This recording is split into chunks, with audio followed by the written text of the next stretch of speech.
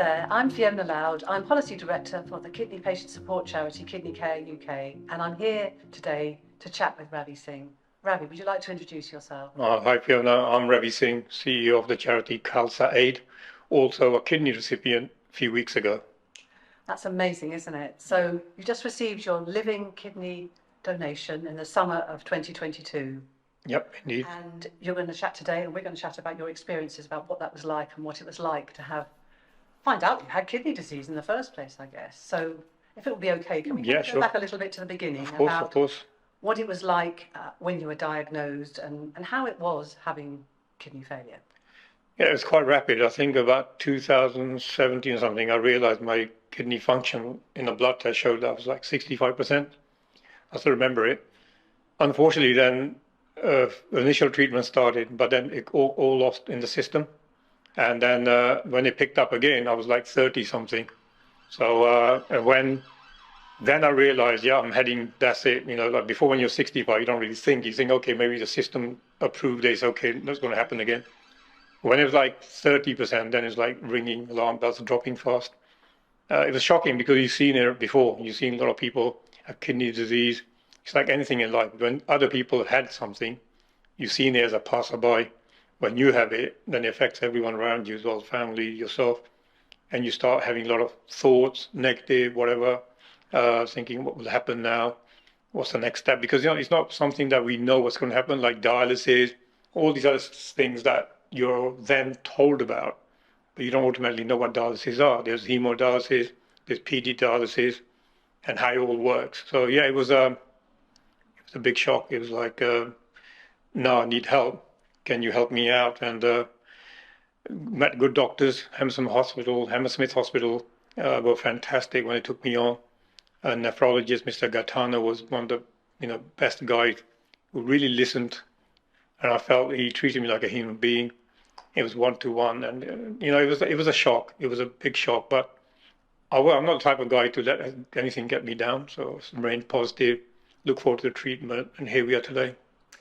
Here we are indeed. We'll come on to that in just a moment. So was it actually only when you finally got to Hammersmith Hospital that you were able to speak to a doctor who could explain to you what your kidney disease meant? Or was it back in primary care with your GP that started to talk to you a little bit about your diagnosis of having chronic kidney disease? I mean, GP referred me to I remember a couple of consultants, and I don't want to name them, but I can tell you they were useless. Never told us, what we're going to face, what's going to happen. That's one of the consultants that lost my paperwork. Then, Mr. Gaetano changed it all. He was the key. I felt he listened, he acted, he explained it so thoroughly, so amazingly that we understood what we're facing, where we're going, what the pitfalls are, what the positives are, and then and I felt there's a human being there. So you felt more confident. I felt absolutely. I'm not a simple consultant to talk to you, turn the chair towards you, instead of facing the screen on a computer screen instead and talking to you sideways. Makes all the difference. I do agree with you. In my own life with kidney disease, it's always been the same. If someone talks to you about what's going on with you, then that really, really helps. No, it helps a big way. It's like psychologically they're acknowledging you, or you feel you're just a black and white number. They don't really care. They just typing the figures in. Okay, you can go now. But when somebody like Mr. Gaetano, who's amazing, having that person talk to you next to you, one-to-one, close up, made all the difference. And so, yeah, I agree actually. So, but can I just ask, so we talked about how you felt emotionally, but how did you feel physically? Because a lot of people, when they first have kidney disease, some people don't recognise it, or some people think, oh, I'm a bit tired, I don't know what that means. So how did you feel physically, first of all? I think it depends on the individual. People like me were very stubborn, so although your body was aching as time went on, my creatine levels were 1,000, almost 900 to 1,000. Toxins were high. I was like, my legs were aching most of the time, if not all the time. I was still coming to the office. I was tired. If I sit down 5 minutes, I want to fall asleep. But I was like tackling it head on. I was resisting it. I should maybe have rested more, but I was resisting it because I don't want to be seen like I'm weak. I don't want to seem like I'm giving up. I want to keep cheery for everyone around me as well. So family might think, oh my God, he's in bed all day, he's depressed. So I don't want to go into that mental health issues because a lot of people have those issues. I've seen them myself.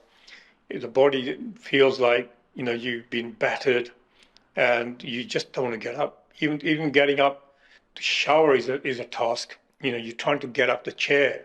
I'll sit another 5 minutes. People who've not gone through it, they'll find it hard to understand. It's just a complete, it's so tiring, such fatigue sets in that, you honestly just want to give up, but you can't give up. There are good doctors waiting for you, and you've got to carry on just for yourself and the family and for your mental health. Yeah. So we talked a little bit about your physical health and how you feel absolutely exhausted and have to sleep all the time. And I absolutely get all of that. But then mentally, you said you felt you had to go on. So in terms of how that was for you, to deal with it sort of emotionally, is there anything you'd like to share or discuss about that? Yeah, I mean, I didn't really go into the negative, what could happen, this could happen. Like I said, it depends on the individual.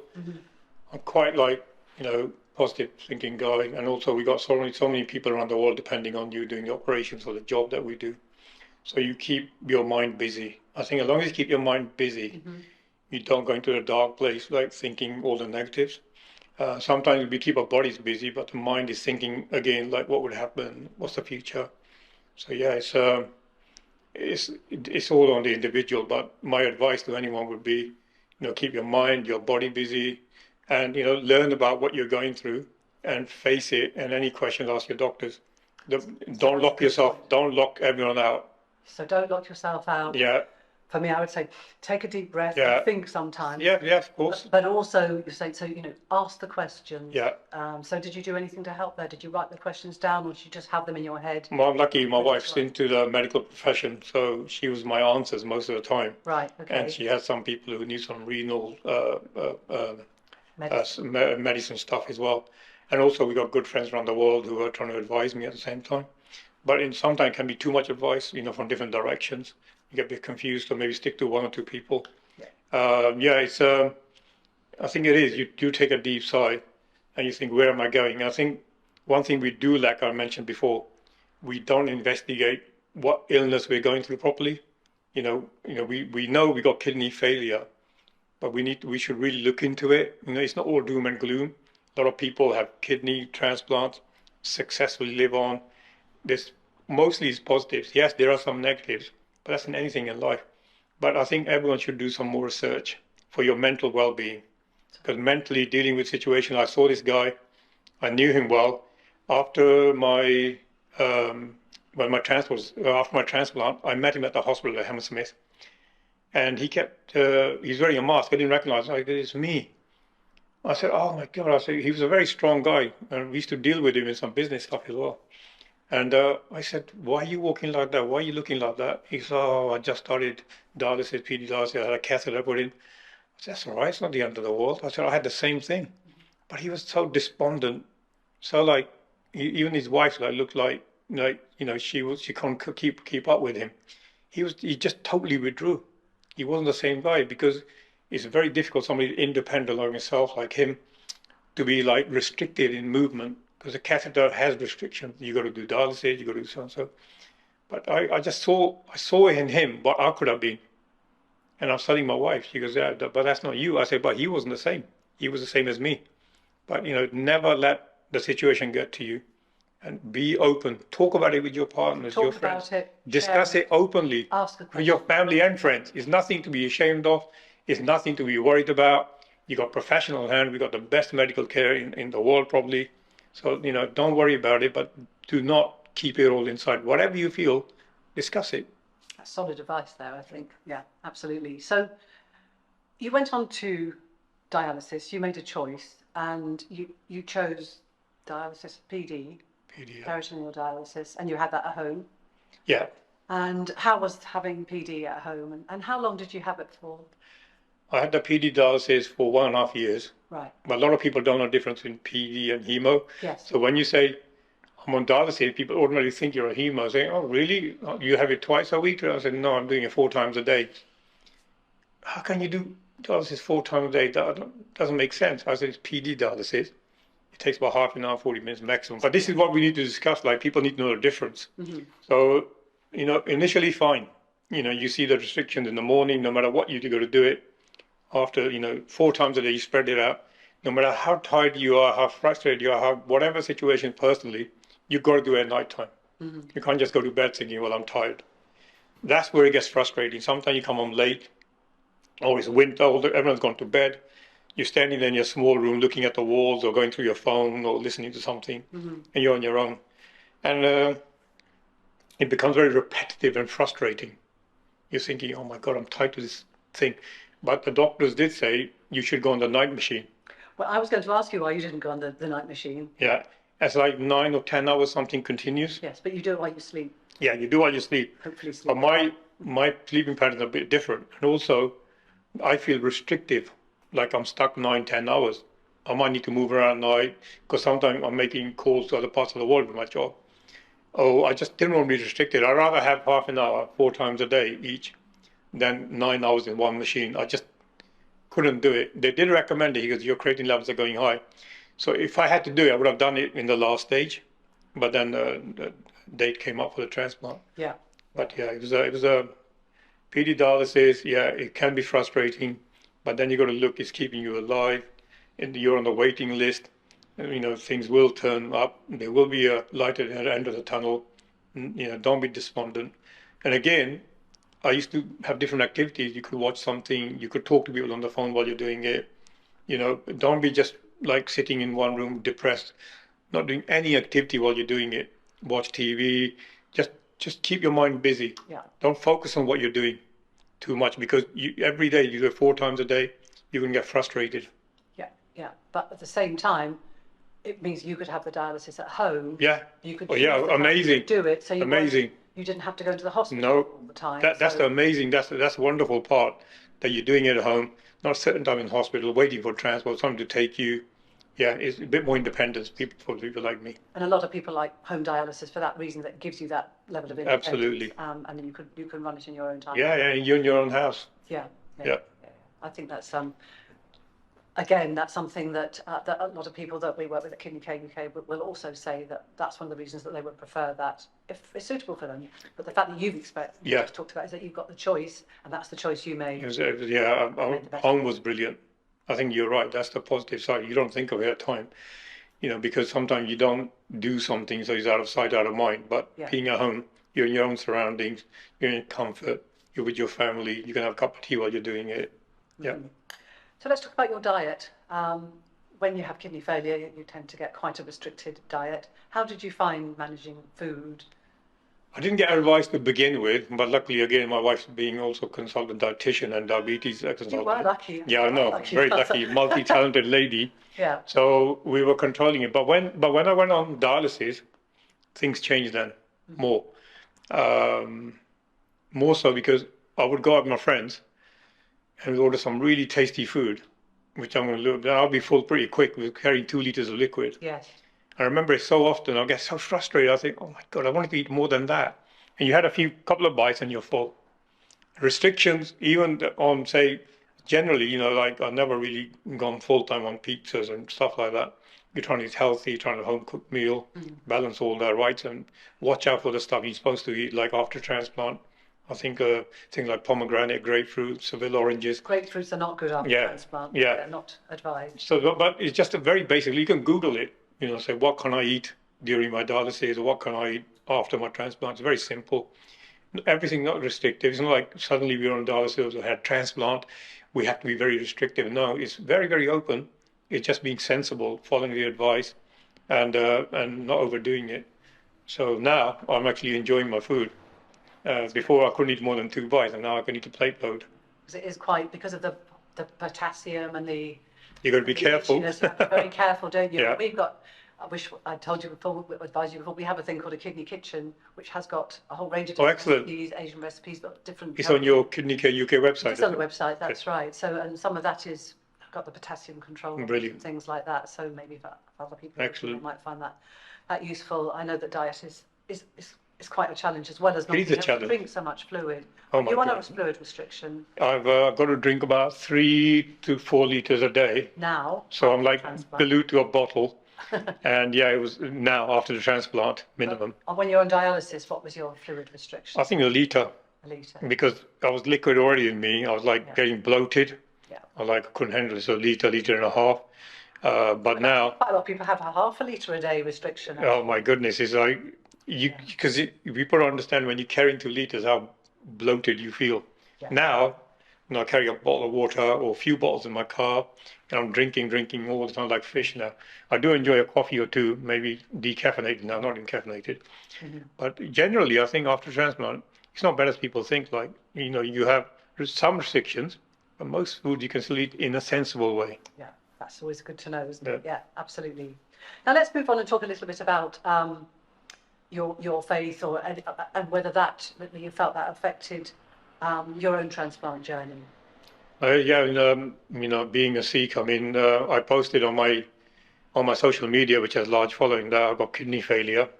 I think around the globe, totally maybe 1,500, 2,000 people maybe volunteered to give me their kidneys, probably more because I didn't read all the messages.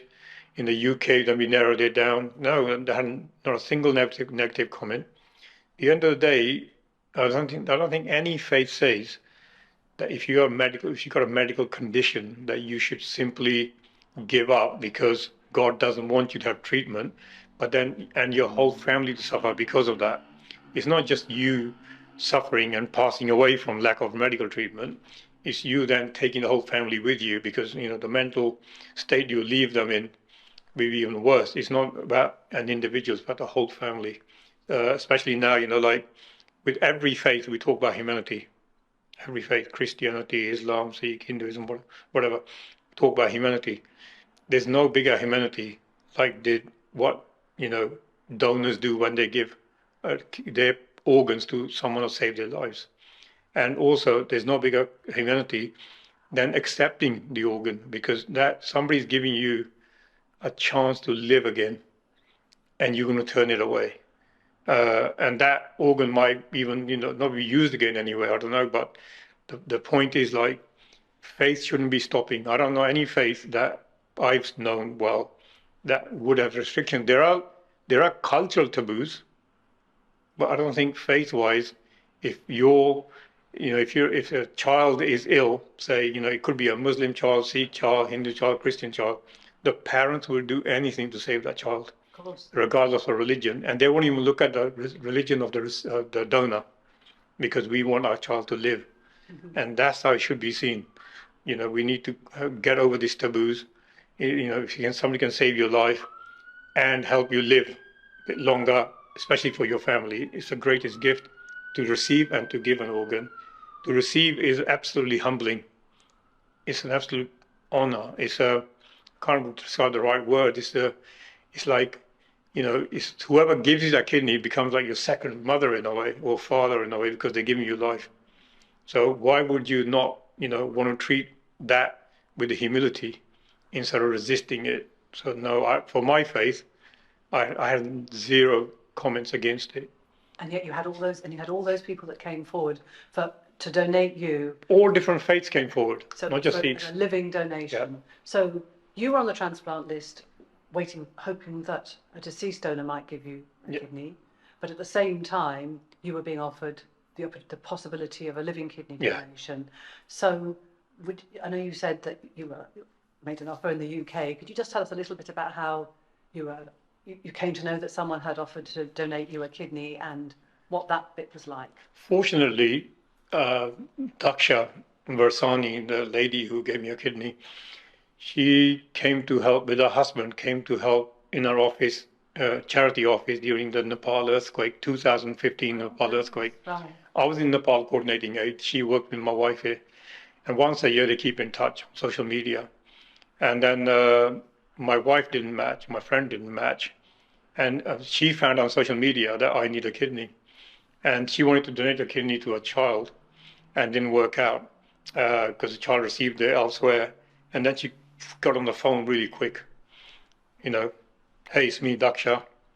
I'd like to give kidney to Ravi Singh so he can carry on doing the work he does. I love the work. And I was like, first like thinking, yeah, sure. I'm thinking nobody can do that for you. We don't even know who she is. I never even met her, let alone anything. My wife met her once in the last 7 years. And then she goes, no, she's serious. This is before we got on the register. So then she went to check, she matched, and the process started. So she voluntarily went Yeah. to a hospital and said, I'd like to donate Hammersmith Hospital, It's the same hospital, it's Hammersmith Hospital. Yeah. I would like to donate a kidney. And then she had the checkups that you need, Yeah. and all the blood tests that you need, and the fitness tests you need. Yeah, she matched.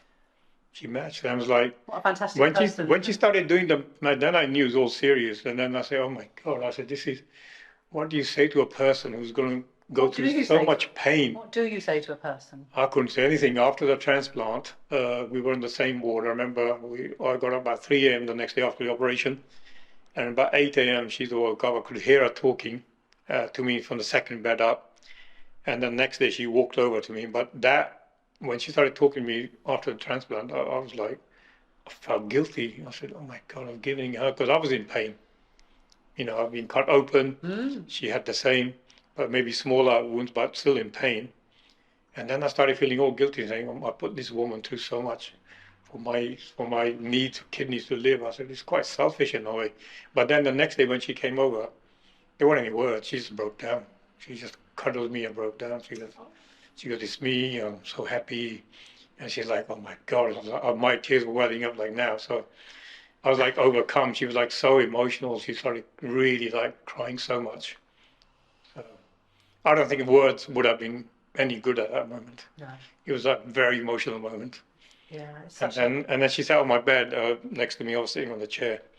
And I said to Daksha, I said, my mother didn't go through so much pain giving me birth as you did. So I would say you're probably more than equal there. Then she goes, yeah, next month's your birthday. I said, yeah, next 2 months. She goes, that'll be your first birthday. I said, indeed. And I would say, you're the one who gave me birth. She started laughing. So it still hasn't sunk in that there's someone out there who's gone back to work and went through so much pain for me. And you know, we do humanitarian work.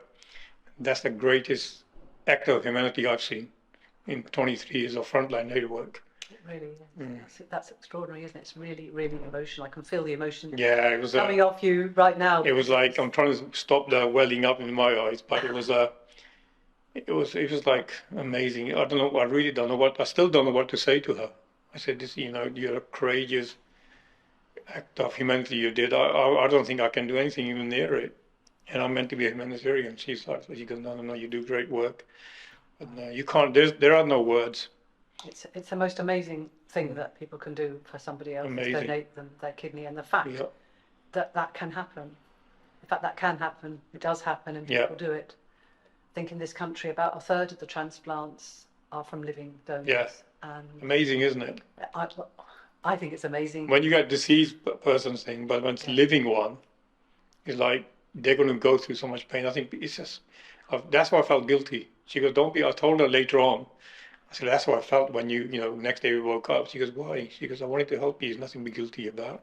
I said, but I did. I was like, most of the day feeling guilty. So, oh my God, I put this woman through so much pain. She's gone back to work. She's very happy. She's become part of our family now. So we'll get together now. It's been a few weeks, so we can now get together at each other's houses. We do a family event. All my family want to meet her as well again. They met us a couple of times, but this time now they can really thank her as well.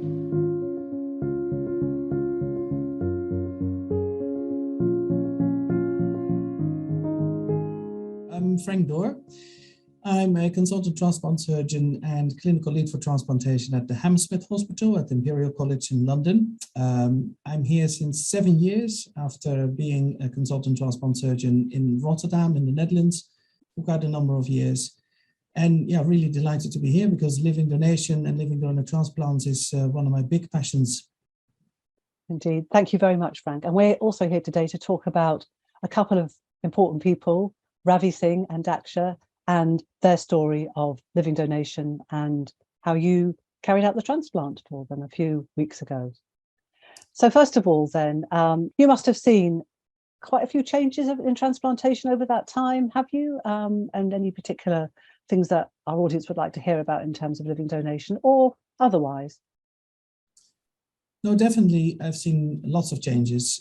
I've seen living donation become more the norm in transplantation, whereas in the beginning, I wasn't there at the very beginning, but even in my early years as a surgeon, I've seen that actually there was a bit reluctance in the system and with many healthcare professionals, because subjecting a healthy person to an operation they don't need themselves obviously feels uncomfortable for people who don't have the experience yet. And that must have been extremely difficult in the very early years. However, of course, the whole field of kidney transplantation started with a living donor transplant in 1954. So it wasn't that strange, but it really started taking off in the end of the 90s and became more the norm and the standard throughout the 90s and the 2000s. So that was a big change. I've also seen a change where people that can't donate to the intended recipient directly can actually do so through a sharing scheme. So in the UK, this is called the UK Live Donor Kidney Sharing Scheme, otherwise known as paired and pooled scheme. And this is where basically lots of people that do have a live donor but is incompatible with the recipient can actually share their kidney with someone else in the UK, or in a very ingenious algorithm, exchange kidneys across the UK and help actually not just their own recipient with a transplant, but also other people that are in the same situation. So that was a massive change that I've seen happening in the Netherlands. And then when I came here, of course, the sharing scheme in the UK was already established. And to see more unspecified donations happening, so altruistic donors or non-directed donors that step forward and donate to an anonymous recipient, not related to them in any way, and actually driving lots of these paired and pooled transplants by initiating a chain, not just benefiting the pairs in the chain, but also benefiting in the end of the chain a recipient that doesn't have a living donor option and is on the waiting list and quite often very difficult to transplant, yet getting a live donor kidney, which is obviously the best possible treatment for them. I think it's about 1/3 now of all the kidney donations in the UK are living donations. So what's it like when you operate in this sort of circumstances for people who need a kidney and it's going to be a living donation? That's the option that has happened to them, whether it's through the route that you've just, one of those routes you've just described, or whether directly, as in Ravi and Daksha's case. No, it's a very interesting question. It's obviously a big honor and a big responsibility to operate, first of all, on a living donor, because that person is healthy and should remain healthy. And you can't allow any mistakes. Everything has to be perfect, and there should not be complications in the short, medium, or long term. So it's quite a big responsibility. And even though I've done it a lot of times, every single time I still feel that responsibility. I'm not nervous about it, but certainly I'm aware that you're operating on a healthy person that doesn't need the operation. And I think in surgery, that is really unique, because there's no other operation with this nature. And especially the beauty of giving life basically to a loved one, or even another human being that you don't know. So this is beautiful, and therefore a big responsibility, but something really to cherish. Now let's talk about Ravi Singh. Now you operated on him and you gave him Daksha's kidney. What difference does it make to you to see the difference it makes to people like Ravi, who were on dialysis and who are now living with Daksha's kidney? A very, very big difference. And this is why I like living donation so much, because even though deceased donor kidney transplantation is fantastic and way better than staying on dialysis for most patients, obviously there is a difference in quality of the kidney, because I always say the person that donates a kidney while alive has been tested vigorously that they can live safely with one kidney. And also the kidneys that come from these donors as a consequence are of the highest possible quality. And that is a given. And you know that actually you're providing the Rolls Royce of the treatments to the particular recipients. And it's not just the operating, because that's perhaps the view that people have of surgeons. They do the cutting and the stitching. but actually we get to know our donors and also our recipients way before the actual transplant, during their workup. So during all the tests that are done to allow a safe living kidney donation, but also to allow a safe transplant. And sometimes people have real complex problems medically, and sometimes you have to meet them several times in order to get them ready for a transplant. So I always get quite personal with all my patients, and that also happened with Daksha and Ravi. We got to know each other quite well in sometimes difficult circumstances when another problem popped up for the recipient that had to be addressed, and sometimes frustrating moments when you have to wait. But we got there together, and I think then to actually have the honor, I really see it as an honor to do both operations by chance, because normally quite often one surgeon does the donor operation and the other surgeon does the recipient operation. But I was that day responsible for both. It's really beautiful, especially if things go well for both, obviously. That makes it special if you actually know the people and know what they're doing in life, and know a little bit about their personal circumstances. It feels much more than just doing an operation. What would you say to people who are a bit unsure about living kidney donation? It might be that they're just interested in the topic and just want to know a lot about it, which you've explained, or it might be that they've got a family member or a close loved one and they're just not sure what to say, what would be involved. What kind of advice would you give to those? I see many challenges when it comes to the point of recipients considering to have a conversation with their loved ones. Just to be very clear, living donation is not restricted to family members or blood-related donors. It can be basically anyone they know and is close enough to them to offer to help, and by offering to get tested in order to see if they're a suitable donor. The benefit of the recipients, I think, is not well known enough. And sometimes we as healthcare professionals are not clear enough what the risks of staying on dialysis are, because dialysis saves lives and keeps people alive, but it also comes with risks. It's not good for your heart. It's not good for your blood vessels if you talk about hemodialysis. And also your cognition, so that your brain function may be affected in the long term. And there is a risk of death, of course, every year for a dialysis patient, which is sometimes bigger than many cancers these days.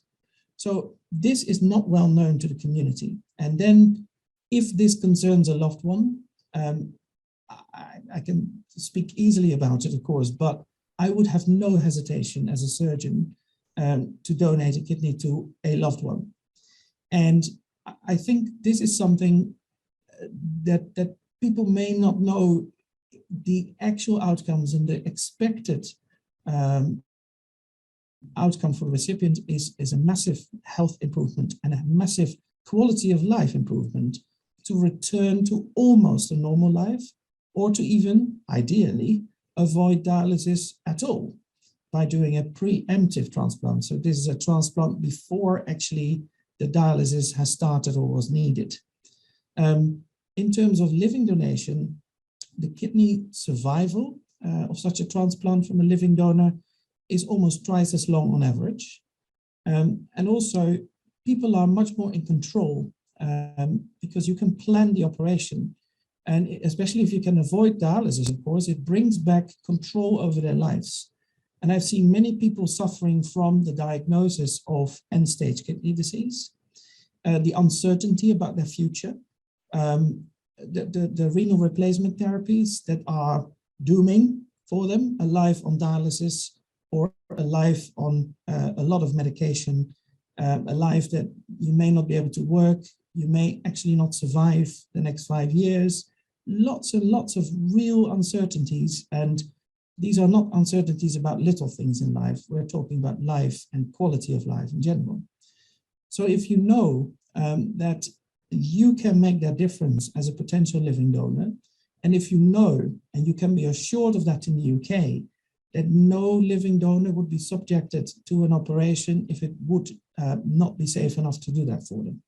And of course, sometimes donors are more complex. Sometimes people are not perfectly healthy, but they may be healthy enough to live their life with one kidney and won't otherwise suffer, hopefully, from major complications. If people feel reassured about that and be reassured that their loved one would actually have an almost normal life, of course, on chronic medication and with lots of other challenges that transplantation brings, but so much better than a life of uncertainty and a life of on dialysis with lots of loss of quality of life. I think people will no longer have so much doubt, but it's a process for many people, and these are not overnight decisions.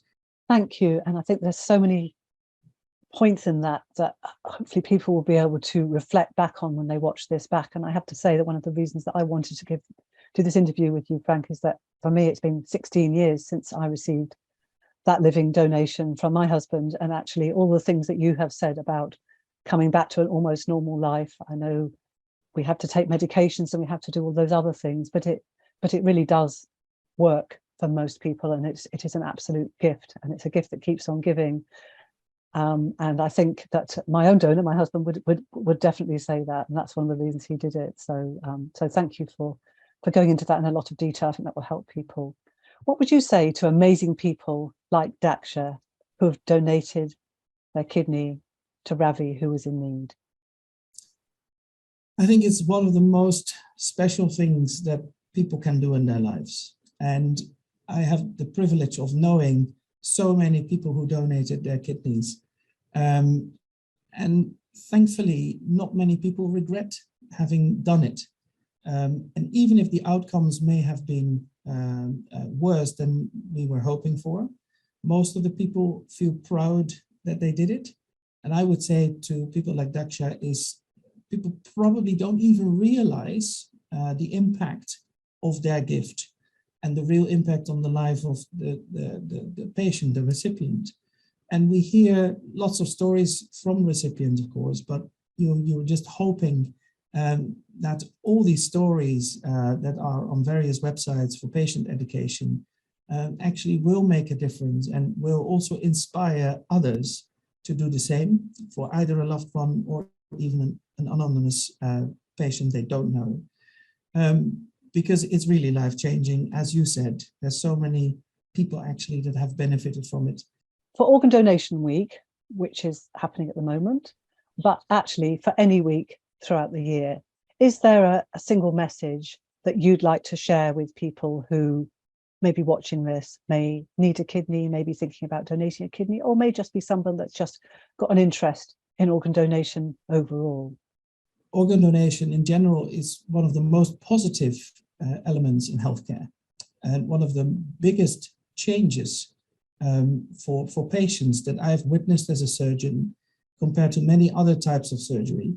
The biggest life changes come from organ donation, and we can't emphasize enough, there are still thousands of patients in the UK waiting for a transplant, for a kidney transplant alone, let alone the other organs added to that.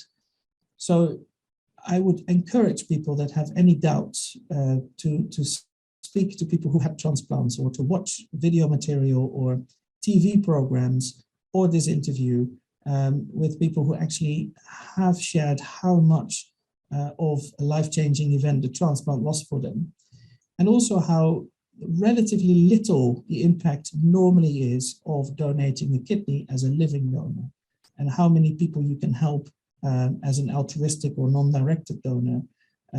These are things people don't realize, and we are looking after every single living donor in their workup so that they know they can live with one kidney safely.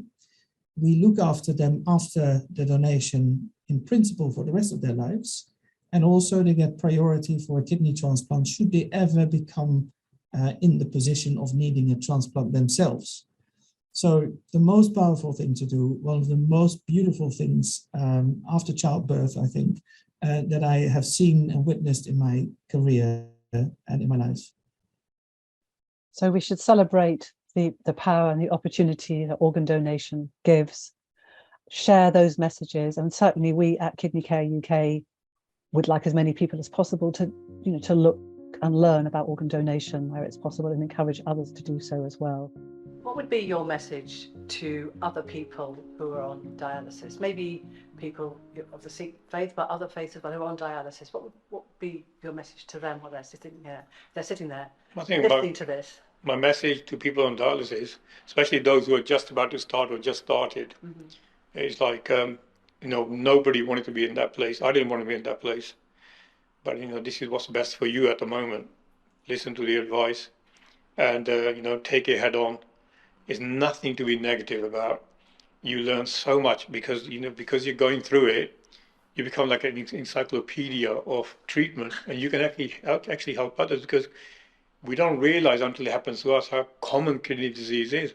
It's so common. So if you're now on dialysis and you go into a transplant and you think your life's been changed, then support charities like Kidney Care UK and other charities who are helping people around this country to realize what they're entitled to and what they should be getting health-wise, and also around the world, charities that help kidneys disease patients in other parts of Africa or Asia where there's no resources. Get involved. Don't just give money, get involved. And one of the ways you could get involved is the way that Daksha did for you, of course. Yeah, I mean, like... Not everyone has to do that, but exactly. it's one of the ways. But also, you don't really think about a donor card, carry a donor. Now my wife has registered a donor card after my situation. We never thought about it before.